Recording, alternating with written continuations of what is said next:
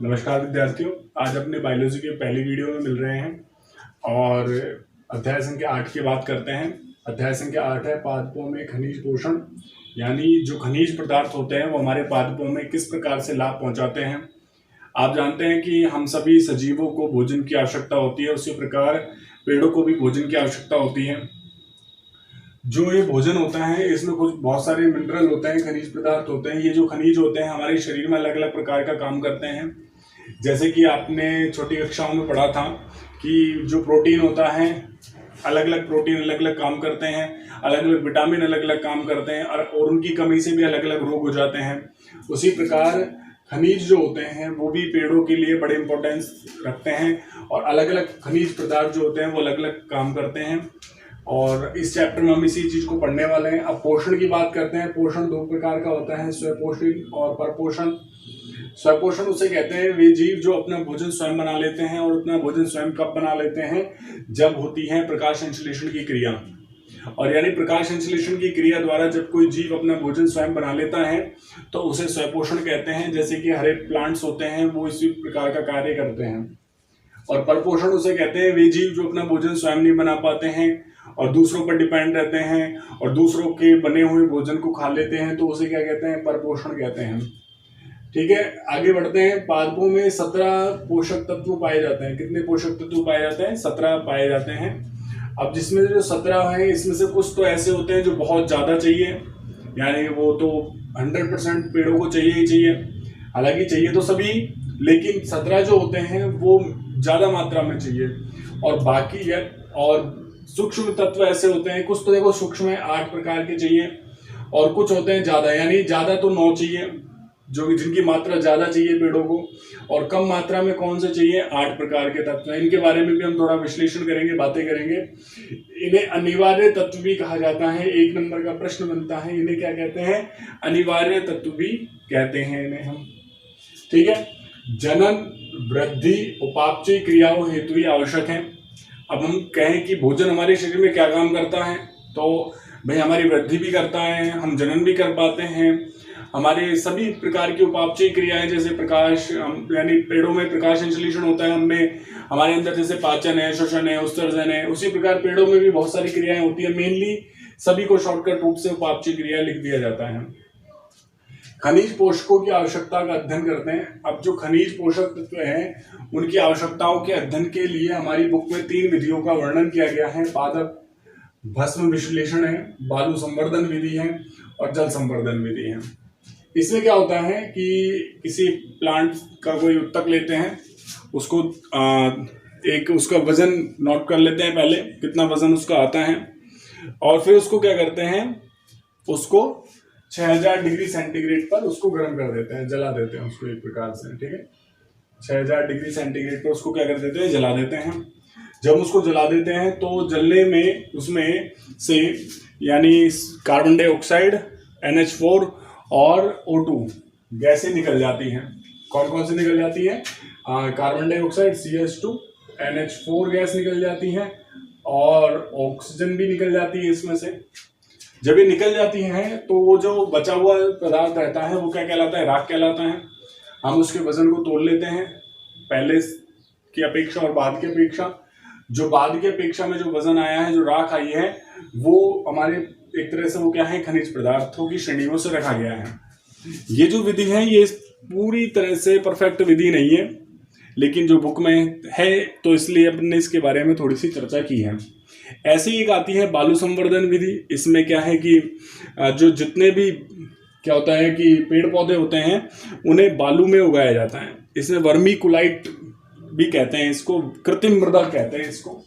बालू यहाँ पर मिट्टी के लिए लिखा गया है, और वर्मी कुलाइट जो होती है कृत्रिम मृदा होती है। इसे विज्ञान की प्रयोगशाला में बनाया जाता है, और उस प्रयोगशाला में उस जो वो मिट्टी होती है उसमें सूक्ष्म जीव वगैरह नहीं होते हैं, और उसमें इसको उगाया जाता है और उससे खनिज पदार्थों की आवश्यकता का अध्ययन किया जाता है।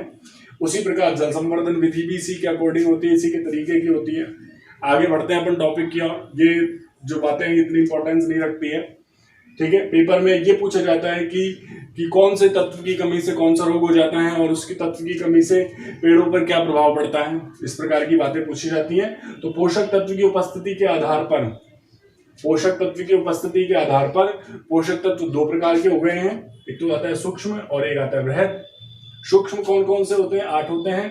कौन कौन सा आप कॉपी में नोट कर सकते हैं? Fe यानी फेरम, बोरॉन और manganese, copper, zinc, molybdenum, chlorine और निकेल। ये जो तत्व होते हैं 8 प्रकार के हैं, ये सूक्ष्म प्रकार के तत्व होते हैं और ये पौधे में कम मात्रा में चाहिए होते हैं। आप इनको अपनी कॉपी में नोट कर सकते हैं और इनको आपको ध्यान भी रखना है कि कौन सा तत्व सूक्ष्म होता है और कौन सा बृहद होता है। पेपर में कई बार ये पूछ लिया जाता है। बृहद पोषक तत्व में carbon, hydrogen, oxygen, nitrogen, phosphorus, potassium, sulphur, magnesium और कैल्शियम, ये तत्व जितने भी मैंने अभी बोले हैं 9 प्रकार के, ये सभी बृहद पोषक तत्व में आते हैं। ठीक है, इसके अलावा कुछ तत्व और भी पाए जाते हैं, जैसे कि आपकी बोर्ड पे लिखा हुआ है सोडियम है, सिलिकन है और कोबाल्ट है। ये सारे के सारे तत्व कैसे पाए जाते हैं? ये जो जितने भी तत्व मैंने अभी बोले हैं ये सभी के सभी तत्व कार्यात्मक तत्व हैं। इनको भी यानी इनकी भी आवश्यकता पेड़ों को होती है। तत्वों की भूमिका क्या है? अब जो अपन बात कर रहे हैं इतनी देर से, अब विभिन्न प्रकार के तत्वों की क्या भूमिका है? सबसे पहले बात करेंगे नाइट्रोजन की। नाइट्रोजन क्या कार्य करता है हमारे शरीर यानी पेड़ों के शरीर में? अगर नाइट्रोजन नहीं हो तो पेड़ कैसा हो जाएगा? हरे कलर का नहीं रहेगा, उसकी पत्तियां हरी नहीं रहेगी। पादप कैसा रह जाएगा? बौना रह जाएगा। अब ये तो बहुत बड़ी कमी है पेड़ों के लिए। अगर पेड़ बौना रह जाएगा तो उसको सूर्य का प्रकाश पूरी तरह से नहीं मिल पाएगा और सूर्य का प्रकाश नहीं मिल पाएगा तो वो प्रकाश संश्लेषण नहीं कर पाएगा। आप जानते हैं नाइट्रोजन जो होता है 78% मात्रा में पाया जाता है, तो सर्वाधिक मात्रा में पाया जाने वाला तत्व है। ठीक है, आप देखें नाइट्रोजन यहाँ पर मैंने लिखा हुआ है, तो बृहद पोषक तत्व में आ रहा है पहले से।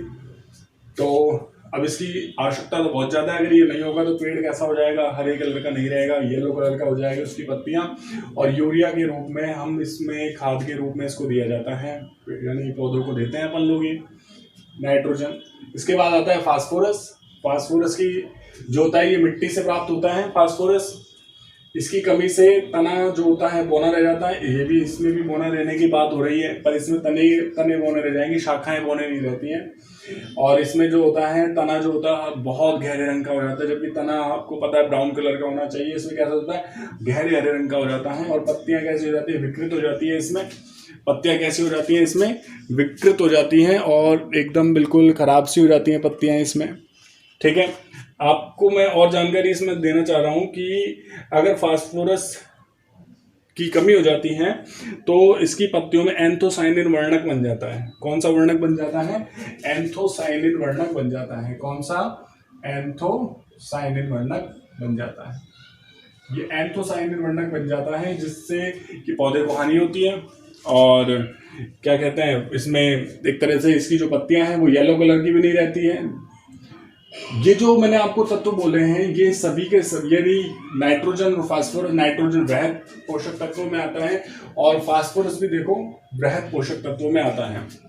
ठीक है,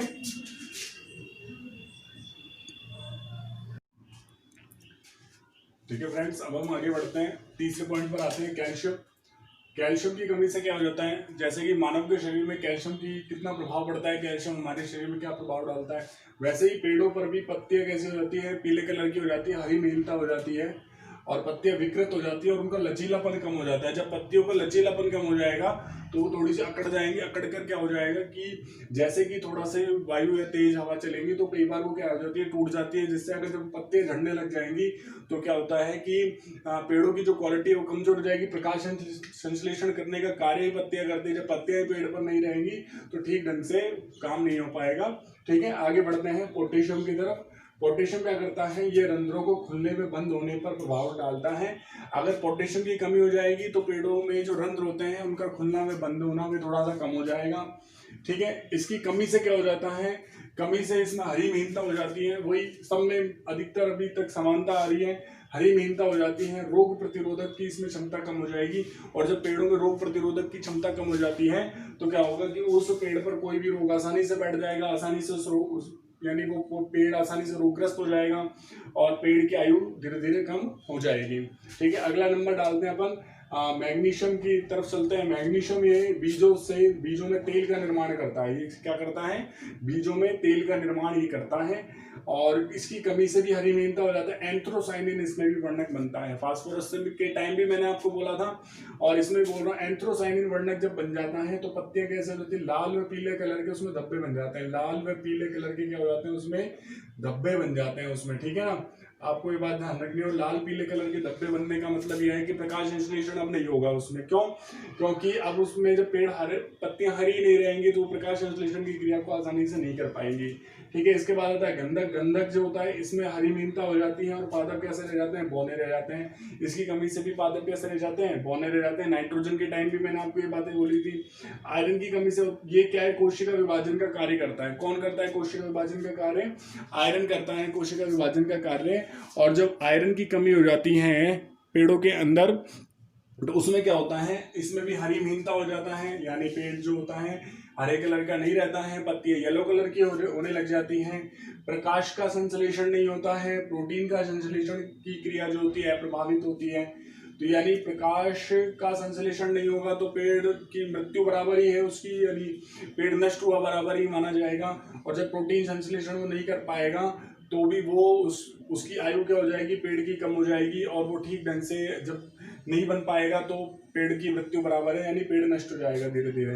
की क्रिया प्रभावित होती है, यानी प्रकाश संश्लेषण इसमें नहीं हो पाता है और प्रोटीन संश्लेषण भी इसमें नहीं हो पाता है। ठीक है, 8वें नंबर पर चलते हैं जिंक की तरफ। तो जिंक क्या करता है?